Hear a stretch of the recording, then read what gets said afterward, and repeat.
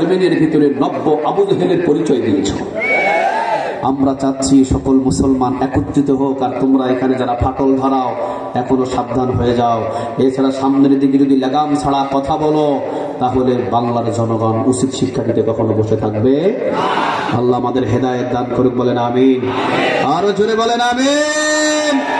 এই জন্য আমি বলছি বাংলার জমিনের ভিতরে যতদিন পর্যন্ত সুন্নি বলেন, আওয়ামী লীগ বলেন, বিএনপি বলেন, জামাত বলেন, জাতীয় পার্টি বলেন, ওয়াহাবি বলেন, তাবলীগ জামাত বলেন, সকলে যদি যেদিন থেকে বুঝতে পারবে আমি মুসলমান, সেই দিনে কালেমার পতাকা উড়ে যাবে। কিন্তু সবাই আমার পরিচয় যে মুসলমান এটা ভুলে গেছি, সে পরিচয় দেয় আমি আওয়ামী লীগ। কথা কন না কেন? সে পরিচয় দেয় আমি বিএনপি, কিন্তু তার যার একটা পরিচয় আছে কি? সবাই বলেন মুসলমান। এই মুসলমান পরিচয়টাই ভুলে গেছে। যেদিন থেকে আমি মুসলমান এই পরিচয়টা দেওয়া শিখবে, সোজা কোরআন পার্লামেন্টে চলে যাবে। ঠিক না বেঠিক? কোরআনটাকে বাধা দেওয়ার মতো বাংলার জমিনের কোন নাস্তিকের আর ক্ষমতা থাকবে? আরো জোরে বলেন ক্ষমতা থাকবে? তাহলে আমার পরিচয় আওয়ামী লীগ নয়, আমার পরিচয়টা কি বলেন? আমার পরিচয় বিএনপি নয়, আমার পরিচয় সুন্নি নয়, আমার পরিচয় যে যায় কিছু করুক সে আমার ভাই। ঠিক না বেঠিক? 14 কোটি মুসলমান যদি একত্রিত ভাবে বসবাস করে একজন নেতাকে আমরা তৈরি করে নেতার কথা অনুযায়ী মৌমাছির মতো উঠতাম, নেতার কথা অনুযায়ী মৌমাছির মতো বসতাম, বাংলার জমিনে হজের বিরুদ্ধে কিয়ামত পর্যন্ত কথা বলার কোন নাস্তিকের সাহস ছিল না। এই জন্য আমি মাঝে মাঝে বলি বাংলার জমিনের ভিতরে ইসলাম প্রিয়, বাংলার জমিনের ভিতরে কোরআন প্রিয়, বাংলার জমিনের ভিতরে দ্বীন প্রিয় সবচেয়ে বেশি যদি মানুষ খুঁজে চট্টগ্রামে চলে যায়। আলহামদুলিল্লাহ বলবেন না? সবাই একটু জুড়ে বলেন আলহামদুলিল্লাহ।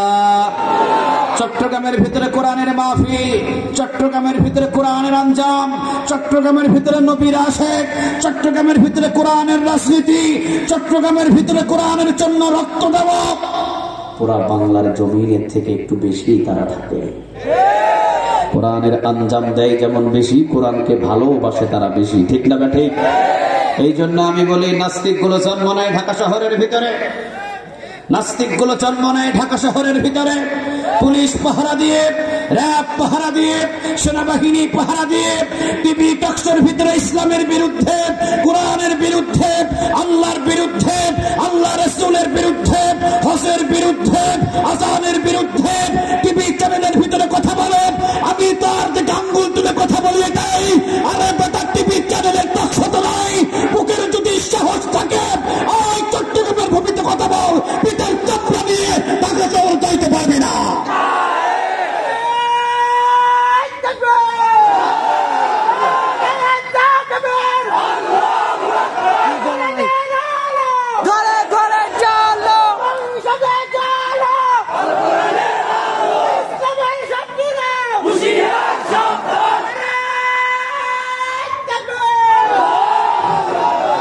আল্লাহ তুমি কবুল করো। আর একটু জোরে বলেন আমিন। তাহলে মৌমাছির দ্বিতীয় নম্বর গুণ, মৌমাছি কি মানে? কথা বলেন কি মানে? আমাদের যদি বাংলার জমিনের ভিতরে 14 কোটি মুসলমানদের একজন নেতা তৈরি করতে পারতাম, নেতার কথা অনুযায়ী যদি 14 কোটি মানুষ উঠতাম, নেতার কথা অনুযায়ী যদি 14 কোটি মানুষ বসতাম, 14 কোটি মানুষ যদি নেতার কথায় তরবারি হাতের ভিতরে ধরতাম, নেতার কথায় যদি 14 কোটি মুসলমান তরবারি নিয়ে ঝাঁপিয়ে পড়তাম, আল্লাহর কসম করে বলি পৃথিবীর কোনো শক্তি ছিল না বাংলার জমিনের দিকে চোখ তুলে তাকাতে পারে। আসতে বলেন ঠিক? আল্লাহ জানো এই মৌমাছির দ্বিতীয় গুণ আমাদের মানার তৌফিক দান করে, বলেন আমিন। আরো জোরে বলেন আমিন। একই কথা আমি বলেছি, 14 কোটি মুসলমান যেইভাবে আমরা নেতা যদি তৈরি করতে পারি বাংলার জমিনে, যেইভাবে বাংলার জমিনের দিকে তাকানোর পৃথিবীর কারো ক্ষমতা নাই। সারা পৃথিবীতে 57টা মুসলিম দেশ যদি একত্রিত হয়ে মৌমাছির মতো যদি একজন নেতা তৈরি করতে পারি, 57টা মুসলিম দেশের যদি একজন নেতা তৈরি হয়, ফিলিস্তিনের দিকে তাকানোর মতো, ইসরায়েলের মতো দেশের ক্ষমতা থাকবে না। আজকে যদি 57টা মুসলিম দেশ কাবার চত্বরের ভিতরে গিয়ে যদি একত্রিত হয়ে সবাই যদি পরামর্শ করে যদি কাবা ঘরের ইমামকে বলে, ইমাম সাহেব আমরা 57টা মুসলিম দেশের লিডার, 57টা মুসলিম দেশের প্রধানমন্ত্রী, আমরা সবাই এসেছি কাবার চত্বরের ভিতরে, আমরা সকল মুসলিম দেশের ভিতরে আমাদের সেনাবাহিনীর অভাব নাই, র্যাবের অভাব নাই, বিজিবির অভাব নাই, আমরা এসেছি আপনার কাছে একত্রিত হয়ে যাওয়ার জন্য।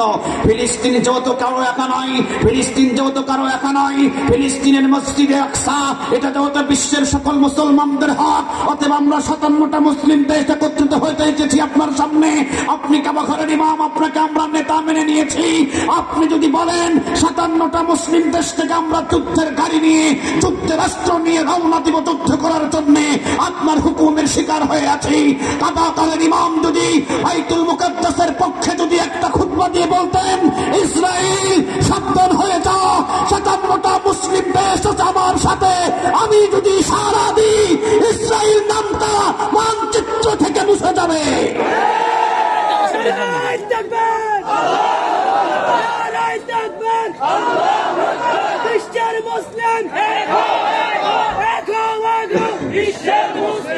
তাহলে মনে করেন 57টা মুসলিম দেশ যদি আমরা মৌমাছির মতো একজন নেতা তৈরি করতে পারতাম, ফিলিস্তিনের উপরে প্রতিদিন বোমা আর কতদিন পড়তো? কথা বলেন না কেন? কোনদিন পড়তো? কিন্তু প্রতিদিন বোমা পড়ে, শুধু দেখে কান্না করি, কোনো কিছু করার আমাদের, কথা বলেন না কেন, কোনো কিছু করার। আল্লাহ আমাদের সবাইকে মৌমাছির গুণগুলো মেনে চলার তৌফিক দান করুন, বলেন আমিন। আর জোরে বলেন আমিন। মৌমাছির আরেক গুণ হলো মৌমাছি জীবনে কোনোদিন টয়লেটে যায় না। কথা বলেন, টয়লেটে যায়। মৌমাছি শুধুমাত্র দেখবেন ফুল বাগানে, শুধুমাত্র ফুল বাগানে গিয়ে ফুল আহরণ করবে আর মৌসাকে চলে আসবে।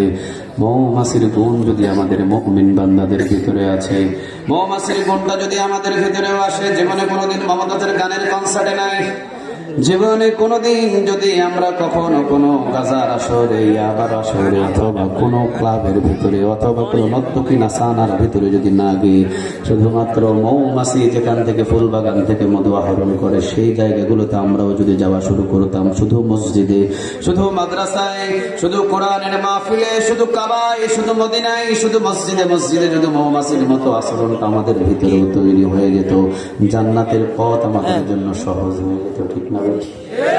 তাহলে মৌমাছির গুণ এখনো পর্যন্ত আমাদের ভিতরে আসে নাই।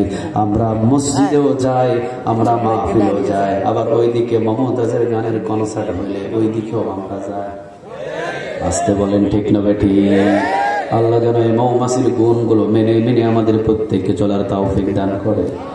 একটা আওয়াজ দিয়ে বলেন আমিন। মৌমাছির গুণগুলো যদি আমি বর্ণনা করি, আলোচনার ভিতরে ঢোকায় আমার পক্ষে সম্ভব হবে না, কারণ যেহেতু সময় বড় সংকীর্ণ। আল্লাহ রাব্বুল আলামিন মৌমাছির নামে একটা সূরা নাযিল করে দিয়ে আল্লাহ নিজেই বলছেন, ইন্নাল্লাহা ইয়া'মুরু বিল আদলি ওয়াল ইহসানি ওয়া ইতা'i যিল কুরবা وينهى عن الفحشاء والمنكر والبغي يعظكم لعلكم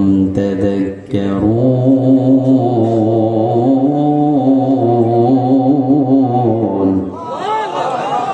আল্লাহ রাব্বুল আলামিন বলছেন, বান্দা মৌমাছির নামে আমি সূরা নাযিল করে এর ভিতরে 90 নম্বর একটা আয়াত দিয়েছি। এত দামি আয়াত, মুফাসসিরিনে কেরাম বলেন যদি কোরআনের কোনো আয়াত না দেওয়া হতো, শুধুমাত্র যদি সূরা আন-নাহলের 90 নম্বর আয়াতটা জমিনের ভিতরে নাযিল করে দিয়ে যদি আল্লাহ বলতেন এর উপরে শুধু আমল করো, প্রতিটা মানুষ জান্নাতি হয়ে যেত। সুবহানাল্লাহ। বাড়িতে গিয়ে বলে তাহলে বলেন এই আয়াতের শান, গর্ব, মর্যাদা বেশি না কম? আর জোরে বলেন বেশি না কম? অর্থটা বুঝে নেন। ইন্না মানে নিশ্চয়ই, আল্লাহ মানে আল্লাহ। সে আল্লাহর নাম কি? জাতি নামটা ডাক দিয়ে বলেন তো দেখি, একটু আওয়াজ দিয়ে বলেন দেখি, আরো জোরে বলেন দেখি। আল্লাহ। আল্লাহ রাব্বুল আলামিন বলছেন আমি আল্লাহ। আমি কেমন আল্লাহ? আল্লাহু লা ইলাহা ইল্লা হুয়া আল হাইয়ুল কাইয়্যুম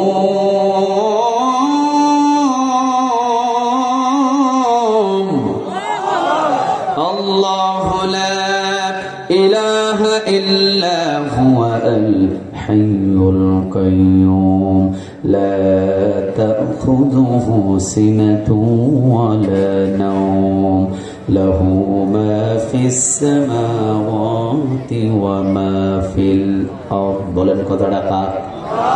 আল্লাহ বলছেন আল্লাহু লা ইলাহা ইল্লা হুয়া